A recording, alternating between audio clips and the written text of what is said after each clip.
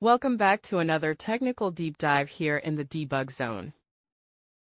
Today, we're tackling a big question and breaking it down with insights from other users. Hopefully, this clears up some misconceptions and helps you get the answer you need. So buckle up, stay a little curious, and let's jump right in.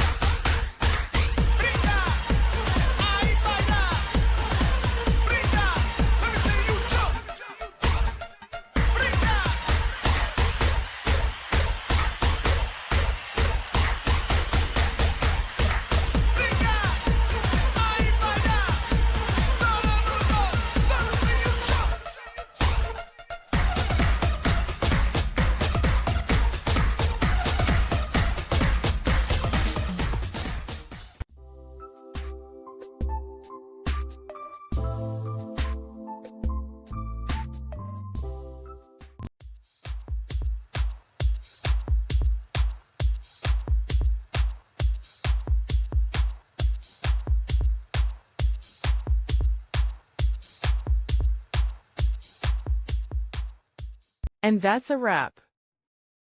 I hope you found the answer you were looking for.